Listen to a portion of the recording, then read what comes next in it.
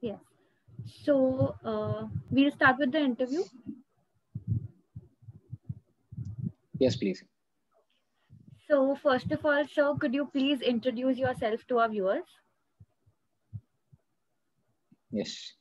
Yes. Thank you for inviting me for this interview. My name is Advocate Rajesh Pingle. I've been practicing in the area of information technology law for the last almost 10 years now. Other than the practice, I also teach cyber laws in various colleges and universities, not only in India, but in Dubai, Singapore, and Australia as well. And yes, I teach cyber laws to law enforcement agencies also. I conduct their training. I conduct trainings for judges, public prosecutors as well. So it's been a good journey till date. Anmol, are you there?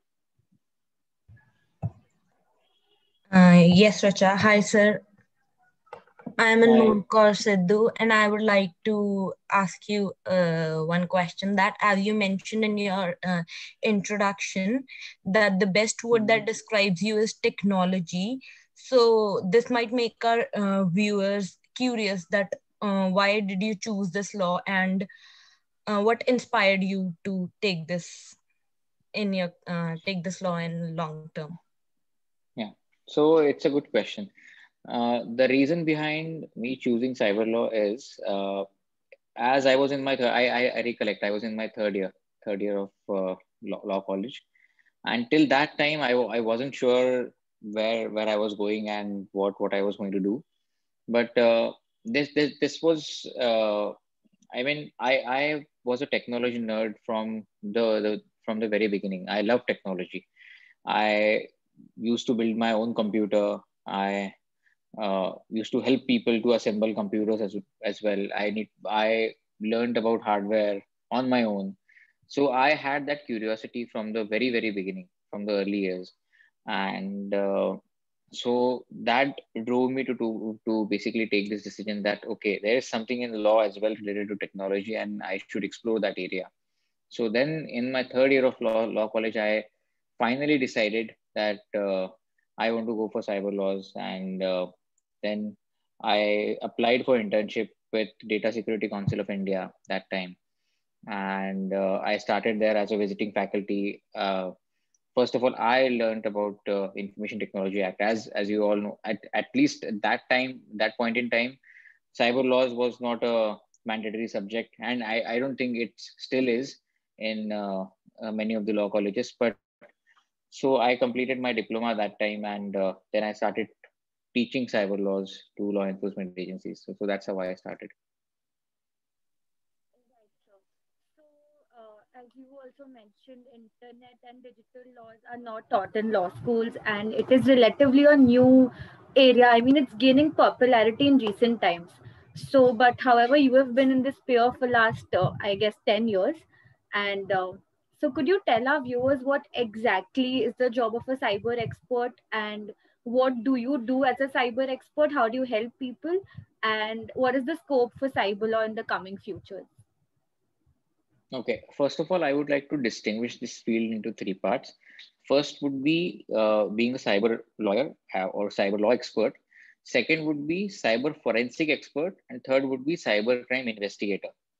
So all these are three different streams, obviously related to cyber law only.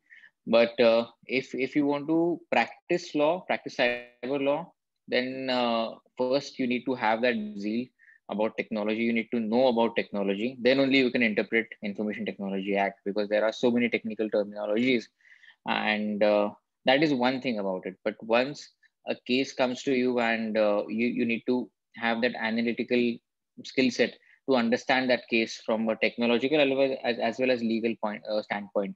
So both of those things are important.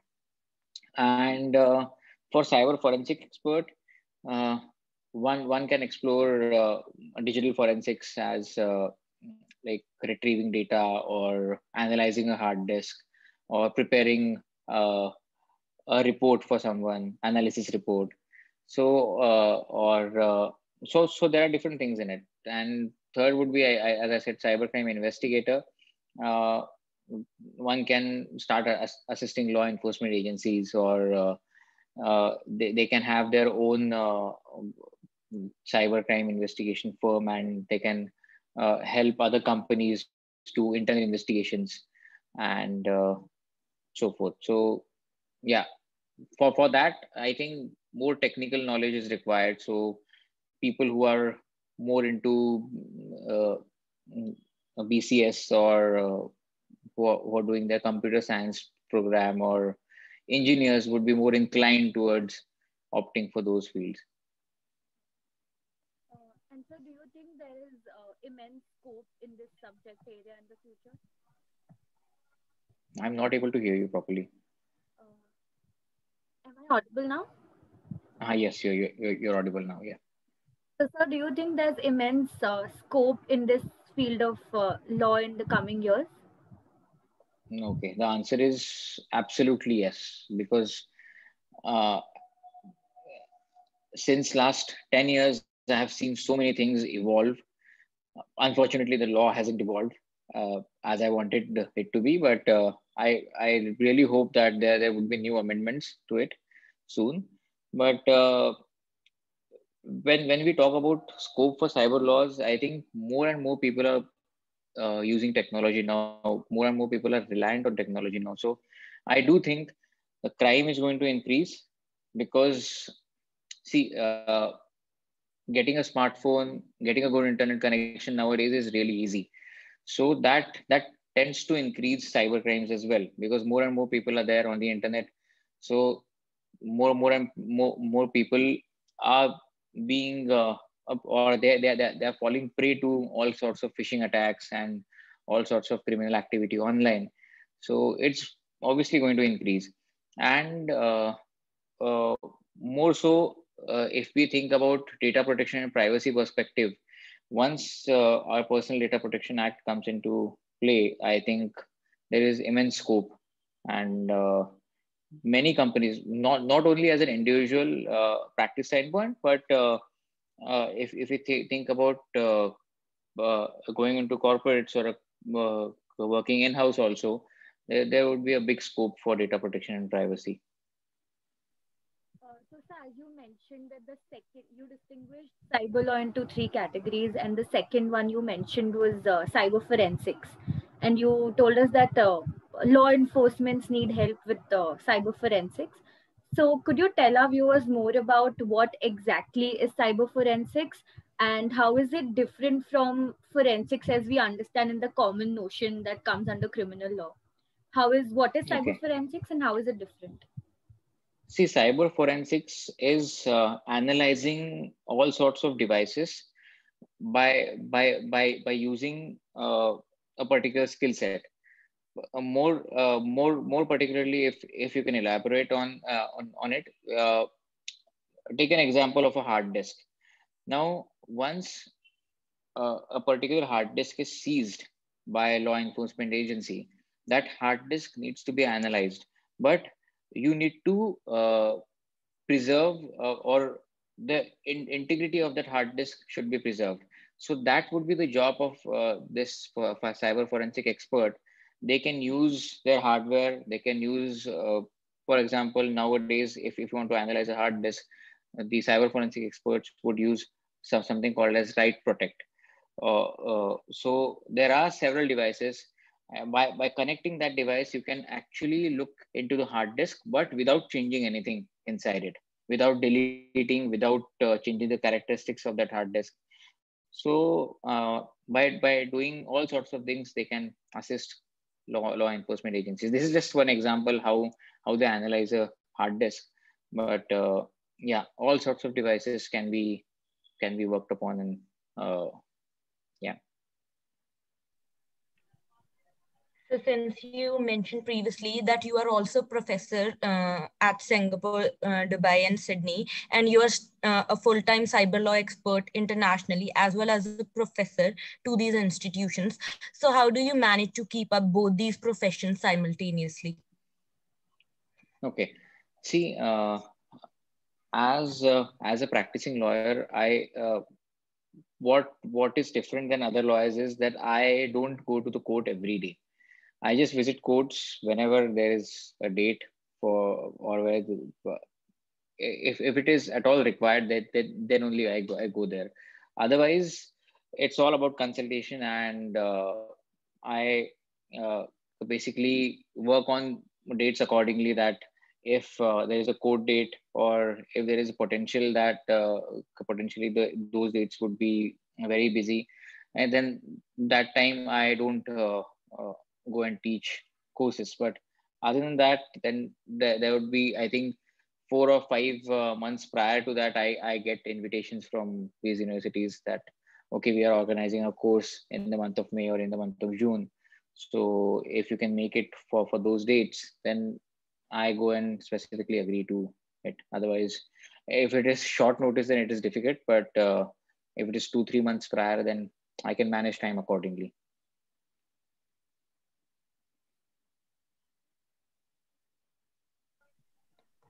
Great. And sir, since you are a cyber law professor and an expert who come across all sorts of doubts and questions related to internet and from people coming from different professions, do you really think there is a general awareness about the internet amongst people, and what are your views about it? General awareness about internet. I think people are aware about internet. People are not aware about cyber crimes. People are not about people are not aware about cyber laws. So if I mean, to answer your question, people are using internet, as you know, and still they don't know how to behave in the cyberspace, logically and legally as well. So that uh, needs to be rectified by, I think, if we have a curriculum wherein cyber law is taught in the early days, to school kids also, I think it would help a lot, because it has to be a mandatory subject to all schools, to all colleges. And but unfortunately we don't have a cyber law course, or cyber law as a subject, mandatory subject, in the law colleges as well. So that needs to change, and it would definitely create more awareness. As far as what I'm doing about it, we have started our own YouTube channel in the name of NetLogic. So we are creating awareness videos wherever possible. I think every week we do so. We talk about uh, cyber crimes which have been happening. We talk about news. If there is a hacking instance, what steps need to one needs to take. And we all know, I think you all might have read about this big basket data breach. So if there is such instance, then what needs to be done, how to secure your account, and what should be your emergency response as far as your own account is concerned. So yeah, that that everyone has to do their own bit, right? Yeah. Right, sir. It's absolutely true that in law colleges we are not taught about cyber law, and as you told us, there are three aspects to cyber law. None of this is taught in law school, so yes, it's really important. And being a final year student, I feel that there's a major lack of curriculum in our colleges. But yeah, Absolutely. that's really great of you to actually come here and tell us more about cyber law. It's actually a great pleasure and honor. But moving on, you've completed training in being an ethical hacker from EC Council USA. So I think it's a really niche area to explore, and I'm sure some of our viewers might be interested in what exactly is ethical hacking, and how was your training experience there? Could you tell us more about that? See, ethical hacking won't be a correct terminology. I would say the correct terminology would be vulnerability assessment and penetration testing. So there is a huge scope for that. And as I said, once the Personal Data Protection Act comes into play, the the scope is going to be huge, because every company would need their data map, how the data is flowing, whether there is any loophole in their system or not.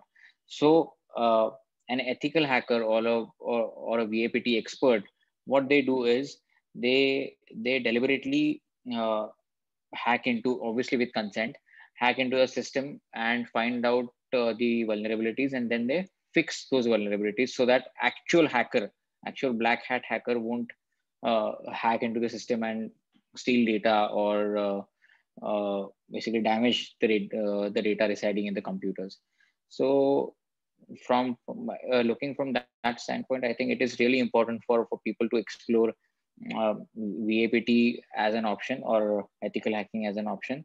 And uh, as I said, if you have a technical background, it's always good. But even if you don't have a technical background, I think internet is a huge knowledge resource. You can learn so many things from the internet, and everything is achievable. So don't think that if you don't do your BCS, or because I haven't done my BCS, but I learned so many things through internet, and I had that curiosity. So people can do so.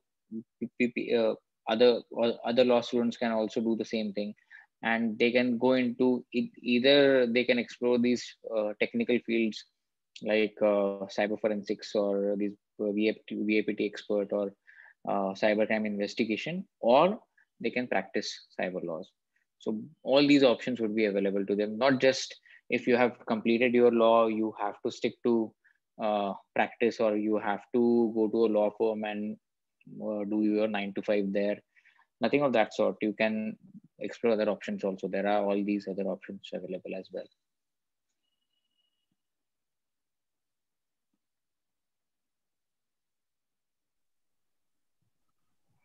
So, sir, being a cyber expert and having immense experience with cryptocurrency frauds, do you think Indian legal framework would be able to adopt digital currency at this point of time, or is it even, or is the possibility more towards the negative side?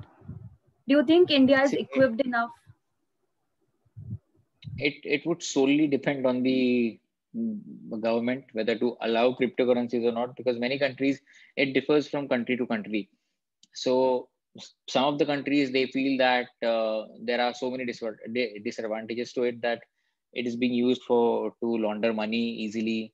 And since if you see how cryptocurrencies work, uh, uh, I mean, tracing cryptocurrency or tracing a transaction is really difficult as far as cryptocurrency or bitcoins is concerned. So that's a big challenge. And the second thing would be, if the government wants to regulate cryptocurrencies, it would it would defeat the entire purpose of having a cryptocurrency in the first place, because having a cryptocurrency means that it's not regulated, it's a decentralized system. So otherwise it would be same as running a bank. So yeah, that way, how to balance it, the government needs to uh, find out. They need to figure out whether how to allow this, but have at least some steps to be taken to curb money laundering, or to curb cryptocurrency related frauds. It would solely depend on the central government. I think, Right, right, sir. right, sir. But I think the major concern about cryptocurrency is again that normal currency is being governed by RBI, but cryptocurrency is not governed at all. So I think that's why people are more concerned about cryptocurrency and bitcoins at the first place. Uh, No, but again, I think people. not a So lot of. there is a difference. People are not concerned. People want something which is decentralized, which is not monitored, or which is not regulated. It is government. Uh, Concern. they are concerned about how to regulate it or how to monitor it, and so all both things are different. People are happy if if their transaction is not monitored, if their transaction is going unnoticed. People are more than happy, right? But yeah, Okay. there has to be some mechanism in place, I feel, rather than to have just a blanket system in place wherein anyone can do anything. Law has to be there to put some check, but not as much as it feels like intrusion. Like, obviously we all are so used to the banking system currently. Cryptocurrency is completely different uh, when you look at it. So it would be a challenge, but let's see how the government deals with it. sir, recently the importance of privacy has been constantly being advocated for on social media platforms as well as otherwise. But at the same time, if we notice, social media is one of the major contributors in privacy fiascos. For example, the entire boys' locker room incident took place, and so do you think that having policies uh, sorry do you think that intermediaries like Instagram, Facebook, etc. have high threshold for reporting offensive content, and what do you think is the main issue why such incidents are happening? Do you think Indian law is at place and well enough to handle social media at this point? The answer would be no, because Section 66A was repealed in the year 2015 because of Shreya Singhal versus Union of India. So after that, the government promised that they would come up with a new provision. But this year, we are still waiting for that provision to come. And since then, I think most of the social media is going unregulated. People are writing anything about anyone, and that's the main problem. And obviously, Facebook or any other social media company, they have their own terms, they have their own guidelines, their own policies. We also have intermediary guidelines, which came in the year 2011. But uh, there's something called a safe harbor. So as far as that safe harbor law is concerned, Section 79 of Information Technology Act protects all the intermediaries if they haven't initiated. There are parameters. For example, if they do not initiate something which is offensive, so they won't be liable for it. If I write something which is offensive on the internet or on Facebook, uh, and subsequently that is being reported, so Facebook won't be liable for it. If even after being reported, Facebook doesn't remove it, then they become liable. But there is a window given to them to act on such offensive content and other things. But the problem the local law enforcement agency is facing right now is because all the servers are not here in India, right? The data is being not data is not stored here in India. So once that Personal Data Protection Act also comes into play, they have to localize all the data. So things are going to change. Right now, they say that okay, Indian law is not applicable to us in certain cases. So that is, I think, really unfortunate. And once they come within the ambit of our Indian law, then things would be different. Right, sir. Since we are talking about these things, that how internet and the social media platforms, they are they are a place where crimes are being committed. So uh, I would like to ask for your opinion on the recent protests that were being held on the WhatsApp privacy update. What's your Yeah, take on it? my take would be, when we started using any social media platform, our data is gone. So right now, if there is a hue and cry regarding WhatsApp policy, our data is already gone. So it's only about further data and how they are going to use it, right? Because all of us are using Facebook, all of us are using WhatsApp, all of us are using Instagram. So all these Facebook companies, we have already provided all our personal information. If you read about the current changes, uh, whatever or how we interact with the business chats, the I think Facebook or WhatsApp is going to share that information with Facebook. And I think in the background, it's already being done. They have our consent. If you read their extensive terms of service and privacy policies, by one way or the other, they have taken our consent already to do so, that we provide this information to third parties to provide services to you. And there is no revocation of consent as such as of now. So once that data protection law comes into place, and right now if you read about the news also, the central government has asked them to change the policy. They are not they haven't instructed them to change the policy as such. So it is up to them whether to change it or not.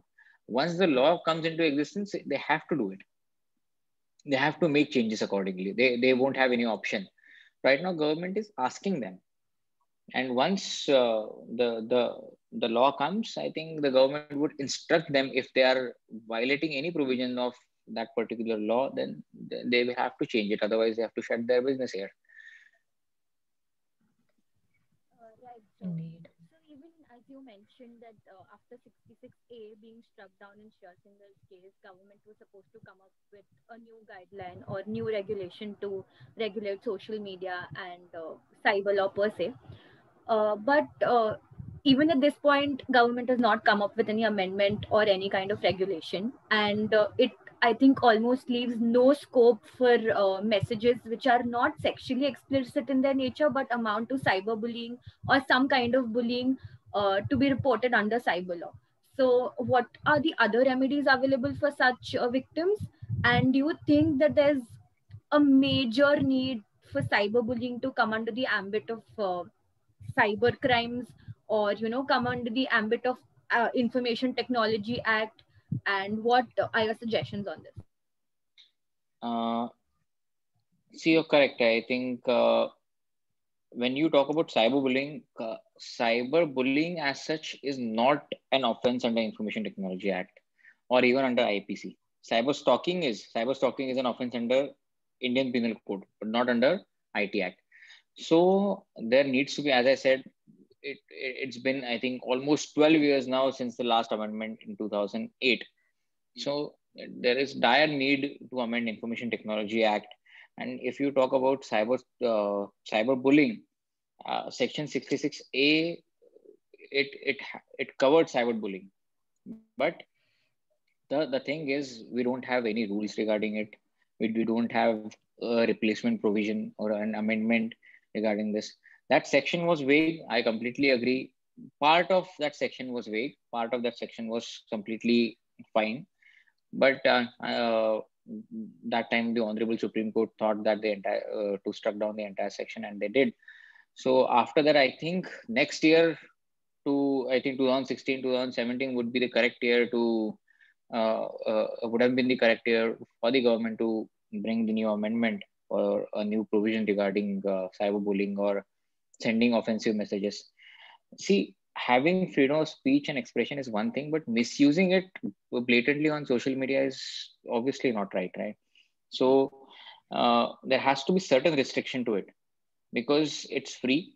First of all, everyone is using internet. Everyone has smartphones. It just at your fingertips that you can type a message which can hurt the sentiments of so many people, and which can hurt and affect adversely uh, the other person, and in some cases people have taken extreme steps like suicides, and so that is obviously not correct, and the government should come up with a strict law to regulate. I am not saying that even if you write something and because that was happening when at the time of Section 66A, people were filing cases right, left, and center under that provision. People were filing complaints to the police stations, and police also they were taking those complaints.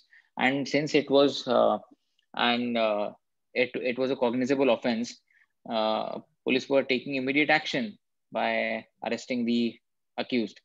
But you should like you should use your own judgment whether to actually identify whether that amounts to an offense, whether that word was offensive or not, and it should be defined properly as such. Right. So in the end, we would like to ask you, what advice will you like to give to the new cyber enthusiasts and new generation that wants to take up cyber law? I think this is the best time to get into cyber laws because right now, as I told you, that every year there is 300 to 400% of increase in cyber crimes, and the implementation of cyber laws is going to increase over time. So there are still many companies who do not know about it. So you can help those companies, and once this Personal Data Protection Act also comes into existence, I think the scope is going to increase much more. So it won't be about only Information Technology Act. You will also have to read and learn about the Personal Data Protection Act as well, because both go hand in hand. So there is huge scope, and anyone who wants to get into this, don't be discouraged. Even if you don't have a technical background, you can learn about anything online. So read about it. Don't be ignorant. There are so many articles there. There are so many websites giving so much useful information. I always say that I think I have learned so many things through internet. And from my experience, I'm telling everyone that please use internet uh, as far as gaining knowledge is concerned, and learn about cyber laws of different countries. Learn about how they implement those cyber laws also. Learn about all the technical things online. Learn about coding also. You can learn that as well. So yeah, I think there's nothing stopping you, right? Thank you, sir. So in the end, I would like to thank you for taking time from your busy schedule to come here and give your valuable advice.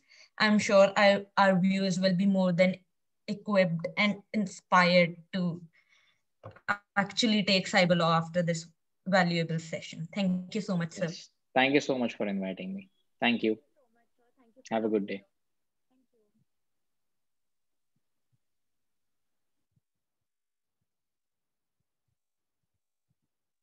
So done now? Yeah. Yes, we are done. I need to stop record. So do you know how to actually save the recording?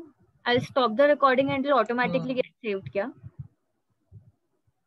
no, I don't know. Actually, I am technologically handicapped.